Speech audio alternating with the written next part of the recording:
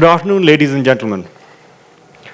Being the youngest guy to sit at the helm of affairs of the fastest growing microfinance bank in Pakistan, it took me a while to realize that the fancy suit wearing guy sitting in the corner office is not always a leader. He may be or she may be a great manager, but not necessarily a leader. So the next logical question is, what makes a leader? Who becomes a leader? Or what is the kind of leadership that the young future of Pakistan needs? In my 18 years of work as an accountant, a finance professional, and now a microfinance banker, I learned some incredible lessons about leadership. But when I started thinking about this talk, I realized that many of those lessons were quite different from the conventional wisdom that we are fed day in, day out. I want to share my learning as I moved up the corporate ladder. I call these the 7 untold lessons of leadership. Lesson number 1, the power of human connection. I was groomed as an accountant and served as the CFO of one of the larger microfinance banks for 5 years before my current role. And my job was to manage the finances and money, and I thought that was the best job on the planet. It is only when I sat on the chair of the big boss that I realized as to how wrong I was. The most important resource a company or a setup has is its people and not the money.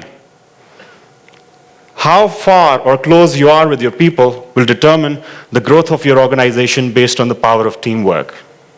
Without exaggeration, my leadership team and I do about 8,000 to 10,000 kilometers a quarter, road miles, to meet our people. We shake hands with each and every janitor, security guard, assistant manager, manager, office assistant, branch manager, at the last mile where the cell phones won't even work. So the idea is, if you try and inculcate this human connection, you will be able to write incredible stories. Lesson number 2, self-regulation. Not many talk about it, but absolute authority brings a high. While many enjoy the high, there are only few of us who actually remember the accountability that it brings along. Believe me, the seat allows you at times to do pretty much anything you want. Don't wait for your auditors, regulators, or your board to come and tell you. Exercise self-regulation. When you're young, the added disadvantage is that people think that you will not possess the wisdom to exercise self-regulation. It may be the hardest thing to keep yourself in check you'll come across, but believe me, this will be one of the biggest favors you'll do to yourself. Lesson number 3, restraint. This is different from self-regulation. What I mean is that there'll be days when you would like to do dramatic things, like settling scores, getting back at someone, keeping a grudge, or even punching somebody in the face. You can't. You shouldn't. Restraint is a trait that demands that you think very hard as to which battle to pick and which one to let go. It won't be easy. You must constantly tell yourself that the cause is bigger than your ego. The cause must prevail. Lesson number 4, finding the right people. Out of experience, finding the right people for your setup is as simple as building a human colony on Mars. Yes, I have learned that like companies, people also have to be built. You will be very lucky if you find the right fit. It is very, very rare. Your best option is to get people who are the right cultural fit and who possess some non-negotiable qualities and build on them. I would also want to caution you here that don't be fooled by the thought that putting the brightest or the most expensive resources together will get you a team. As I said, it doesn't work that way. As I said earlier, putting the right people together will get you a team which will be a byproduct of doing so. Lesson number 5, delegate. I have seen that many leaders fear delegation. They feel that by doing so, they will be giving control into someone else's hands. Delegation is to allow others to take care of certain important things so you can focus on bigger tasks. You have to step back and tell yourself that I am not an administrator, I am the person who leads the way. Many leaders end up micromanaging their people and leave no space for strategic thinking, which is their core job. This will also help you develop succession, which is at the heart of leadership. Lesson number 6, which is very close to my heart. Find the Mamoos. I came up with this term along the way. Every organization, let me explain who the Mamoos are. Every organization has them. They are the problem solvers in an organization. Like they say, water finds its way. Work finds them. These are the go-to people for others to go to get the work done. They are in all hierarchies and do not necessarily have the fancy titles or the fancy offices. I'm sure many Mamoos are sitting in the crowd also today. I've been one, I can share. So find the Mamoos in your organization, groom them, empower them, and actually rely on them.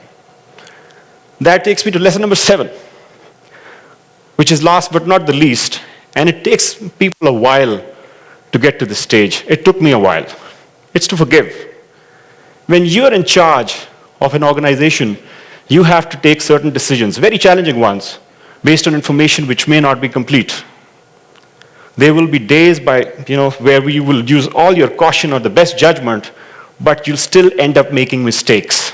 Some of those mistakes will be very expensive. Some of those could be very damaging to you personally or professionally. One has to learn to forgive oneself and move on.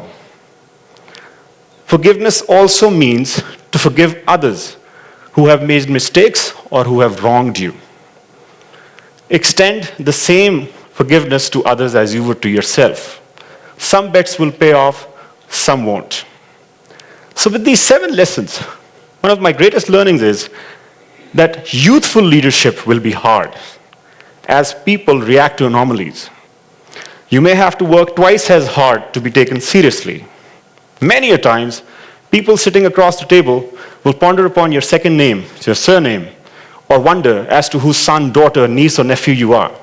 Because this is what we are taught under the conventional wisdom, that you have to be related to someone big to make it to the top. Break that myth. As they say, there is no shortcut to experience. The kind of work you do will define or determine the value of your experience. Use your time wisely to build a better future for yourself. After all, where are some of our experiences? I would want to share here, in my view, experience is not absolute, it's relative. 2 people could have the same number of years of experience, yet could be very different in capabilities or ability. Here I would want to share an anecdote. A very dear friend of mine once told me that my youth and competence can easily be misconstrued for arrogance. I took that advice to heart. I learned to bow more as my influence grew. I learned to walk behind my seniors even when I outranked them in the corporate hierarchy. Apne shane jhuka dein as your stature becomes big. That has been my learning. Humbleness will take you places you never imagined even existed. So ladies and gentlemen, my advice to you would be to get up, stand up, take charge. Don't wait for a leader to arrive. Become one and lead the way. खिरत को गुलामी से आज़ाद कर, जवानों को पीरों का उस्ताद कर. Thank you very much.